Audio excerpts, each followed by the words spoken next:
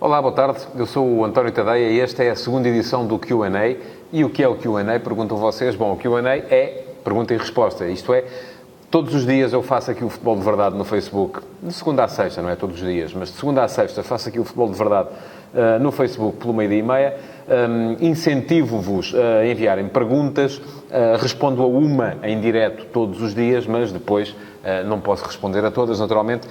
As que não são respondidas em direto são selecionadas também e sobram sempre umas quantas para serem respondidas nesta sessão, que é semanal, que na semana passada fizemos em direto na sexta-feira à tarde. Depois percebemos que os números ali engasgaram um bocadinho e hoje vamos tentar fazer outra coisa, que é, estamos a gravar na sexta-feira à tarde, mas isto só vai ser divulgado no sábado no meu Facebook, que era um dia em que, à partida, não haveria grandes conteúdos.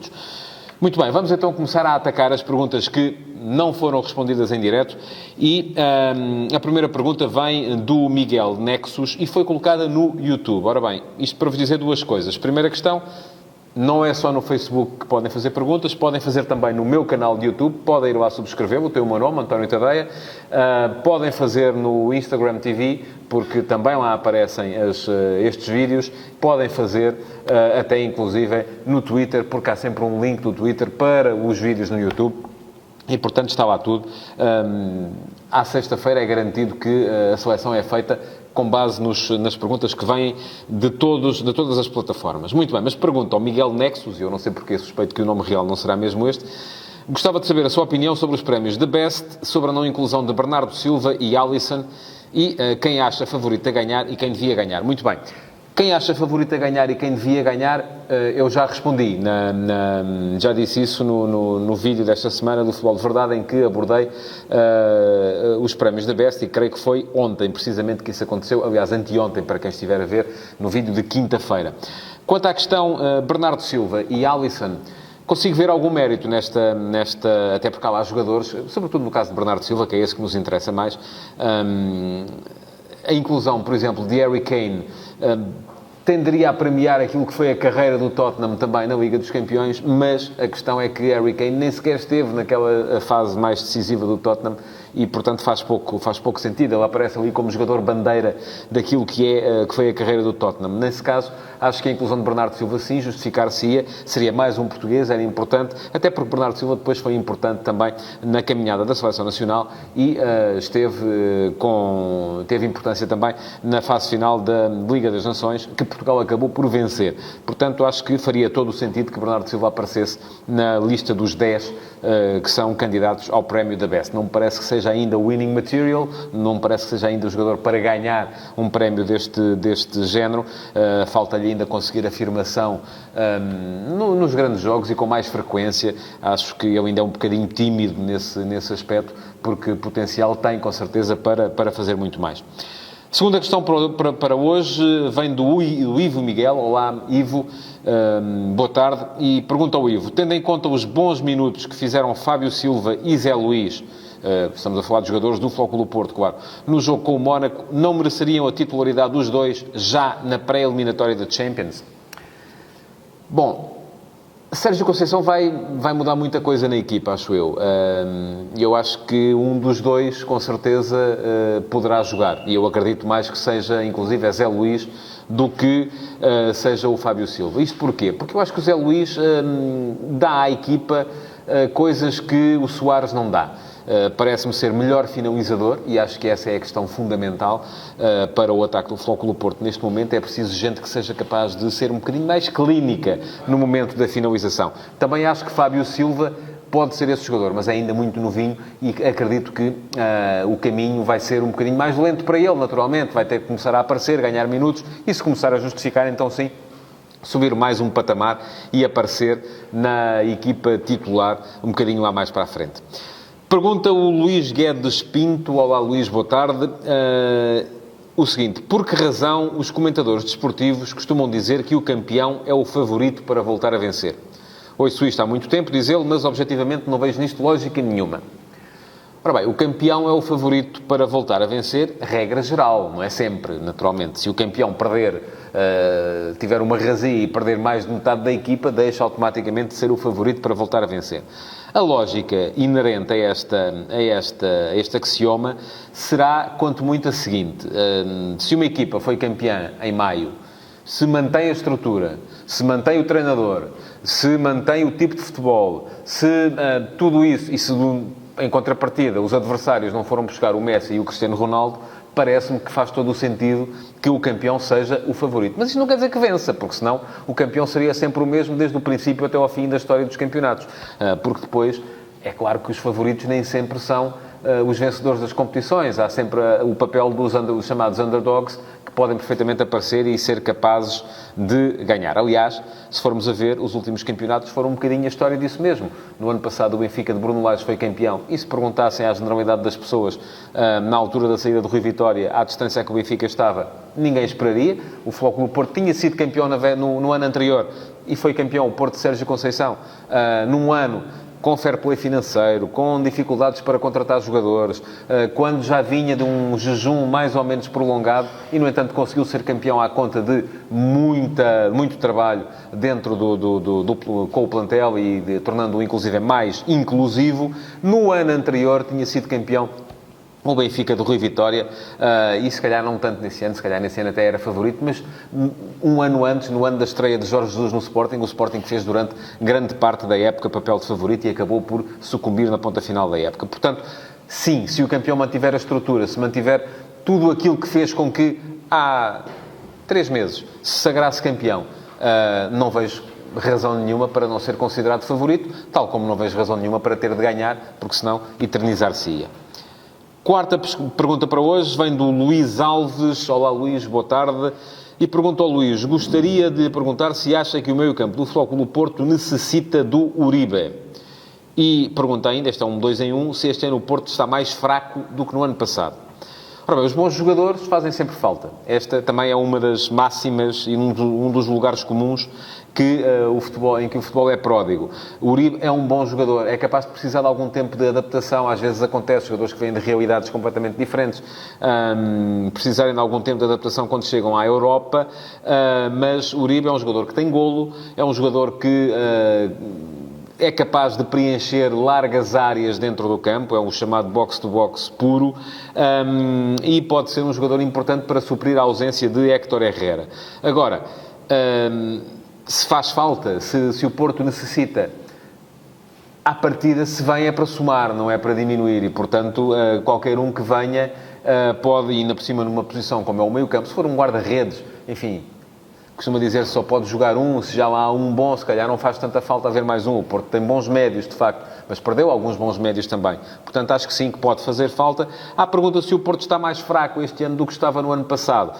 Eu diria que está mais precisado de ser trabalhado. Se formos a ver lugar por lugar, com a chegada de Marchesino, que já está para o lugar de Casillas, eventualmente com a chegada de Uribe para o lugar de Herrera, com a entrada de Sérgio Oliveira e também de Nakajima, que pode jogar ali também para o lugar do Oliver, com a chegada do Luís Dias para fazer as vezes do Brahimi, com a incorporação de Marcano, quando o Porto já tinha Pepe, para fazer as vezes de Filipe, com a entrada de 2 laterais direitos, não só o Tomás Esteves, que está a prometer, como também o Sarabia para o lugar que vinha sendo ocupado por Militão e vinha sendo ocupado, sendo ele um central, com rotinas de central e com poucas rotinas de defesa lateral. Até me podem dizer que no papel o Porto não está assim tão mais fraco. Mas a verdade é que são muitos jogadores novos para entrar no 11 ao mesmo tempo, e isto pode acabar por significar, ainda mais a somar,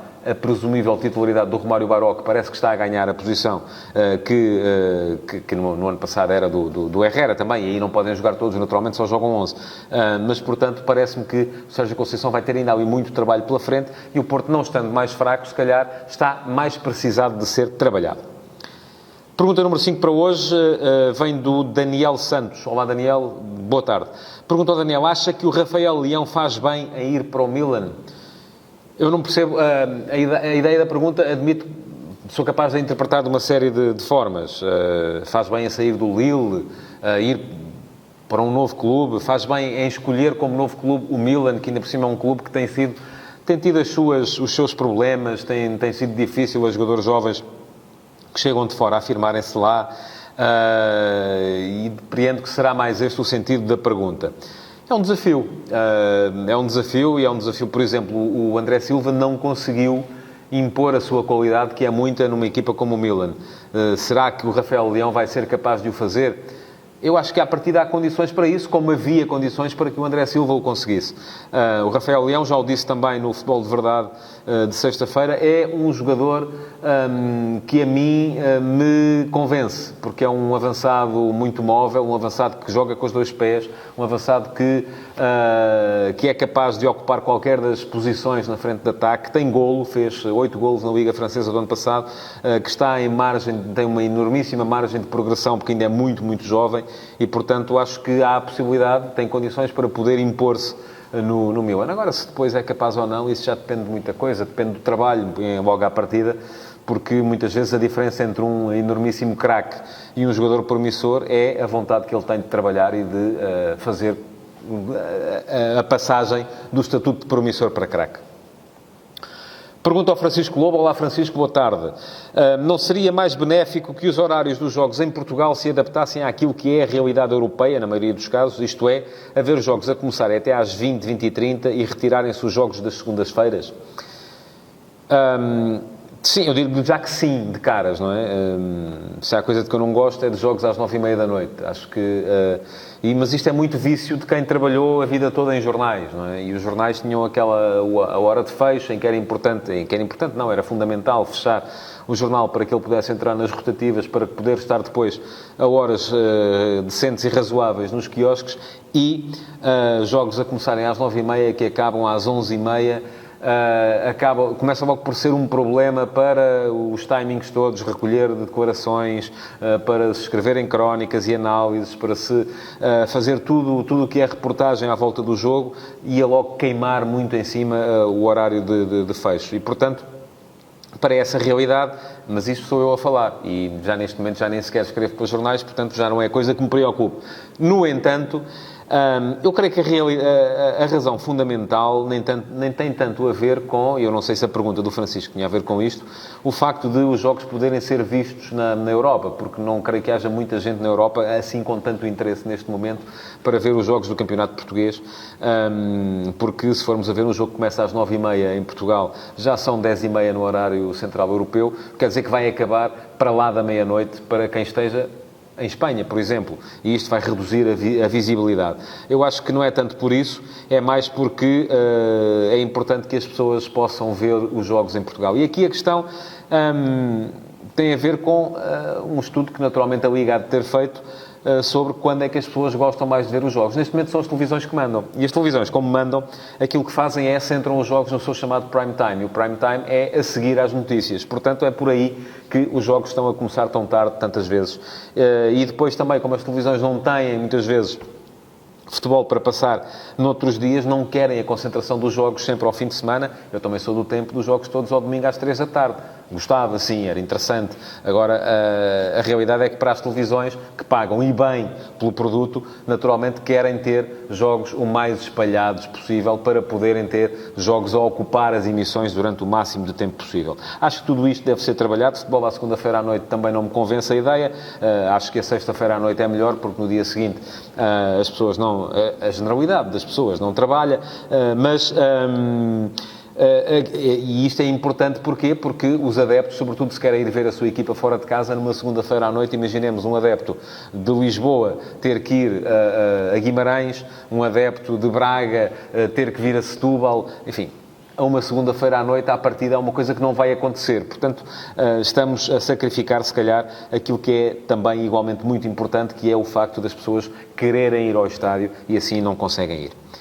Mais uma pergunta para hoje, é do Luís Cunha. Olá, Luís, muito boa tarde. E pergunta ao Luís, não é um risco tremendo para o Sporting fazer jogar o Bruno Fernandes se ele já estiver negociado? E quando diz negociado, eu calculo que quer dizer vendido, não é? Se se lesiona, pode perder 70 milhões, a taça e o jogador. É um risco, de facto.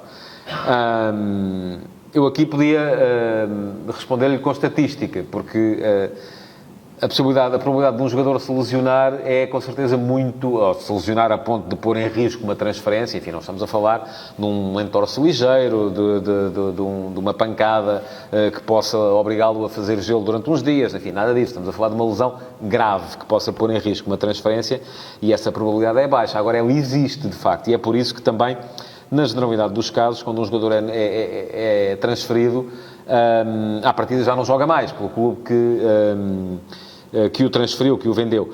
Agora, estamos a falar de um caso muito particular, é uma supertaça, o jogador tem estado a fazer toda a preparação com a equipa, será que vai ele próprio, o jogador, querer ficar fora da possibilidade de ganhar mais um título ou não? Enfim, tudo isso tem que ser avaliado entre clube vendedor, clube comprador, o próprio jogador e, com certeza, que todos vão chegar a um consenso. Isto, naturalmente, se Bruno Fernandes, e se calhar à hora que vocês estão a ver este vídeo, isso já estará resolvido, à hora que eu estou a gravá-lo, sexta-feira à tarde, volto a dizer, ainda não está. Última pergunta para hoje vai para o Marco Fernandes. Olá, Marco, boa tarde. O Marco Fernandes não gostou de ver a sua pergunta selecionada para ser respondida em direto no Futebol de Verdade. E eu não gostei da insinuação que o Marco Fernandes fez a seguir, que acha que aqui nós escolhemos as perguntas com base no clubismo. Não acontece isso. Nós aqui temos gente que é, sobretudo, profissional. Aqui não há clubismo, Marco. Portanto... não é por isso também que vou responder à pergunta agora, é porque a pergunta tem mérito, não teve, no entender da equipa que seleciona as perguntas para ser respondidas no Futebol de Verdade, não teve o mérito suficiente para ser respondida na altura, mas tem mérito para ser respondida agora e vai ser respondida. Mas pergunto ao Marco, acha que o Benfica vai jogar ao ataque e a pressionar o Sporting ou à espera do contra-ataque? Muito bem. Marco, eu acho que o jogo é uno. As equipas atacam quando têm a bola, defendem quando não têm a bola e contra-atacam se tiverem espaço para contra-atacar no momento em que recuperam a bola, entram em ataque organizado se quem decide, que é o jogador que tem a bola nos pés, acabar por decidir que a melhor opção não é optar pela transição rápida e é fazer uma transição para ataque organizado. Mas eu percebo a lógica. É se o Benfica vai estar mais em cima do Sporting ou se vai estar uma atitude mais passiva. Eu acho que o Benfica tem tudo neste momento, até por ter feito uma pré-época melhor, por ser o campeão, e isto tem a ver com a pergunta do Luís Guedes Pinto de há bocado, por vir, com certeza, cheio de confiança pelos resultados que conseguiu na pré-época, porque é esse o futebol de Bruno Lage, foi esse o futebol que o Bruno Lage mostrou durante a temporada passada. Portanto, aquilo que eu espero é um Benfica com mais iniciativa, com mais... a correr, se calhar, até mais riscos. Depois, há uma outra nuance que pode ter a ver também um bocado com isso, que é qual vai ser a opção de Bruno Lage para o jogo. Se é apresentar-se com os dois avançados de área, Seferovic e Raul de Tomás, ou se é incluir um terceiro médio, que será, com certeza, se isso acontecer, Taarabt. Ora bem, eu acho que mesmo isto não deve ser visto... se jogar com Taarabt é uma equipa que vai defender, se jogar com De Tomás e Seferovic é uma equipa que vai atacar. Não, às vezes para se atacar melhor é melhor meter mais um médio, porque se assegura que tem mais bola. Mas em termos de atitude genérica, aquilo que eu espero é um Benfica a ir à procura do espaço nos últimos metros da defensiva do Sporting. É um Benfica com a iniciativa a querer tomar conta do jogo. Agora, vai haver um adversário também que vai tentar roubar-lhe a bola, vai tentar, se calhar, o Sporting congelar um bocado mais o jogo para ter mais posse também, e isso vai ser, com certeza, uma das nuances táticas interessantes para o jogo. E pronto, estão respondidas as 8 perguntas do Q&A desta semana. Já sabe, estas perguntas resultam daquilo que são as perguntas feitas em direto para o Futebol de Verdade, todos os dias ao 12h30 aqui no Facebook. Aquelas que não forem respondidas no dia podem sempre ser respondidas no final da semana, numa sessão de Q&A que vamos repetir aqui todas as semanas. Muito obrigado por ter estado desse lado e bom fim de semana.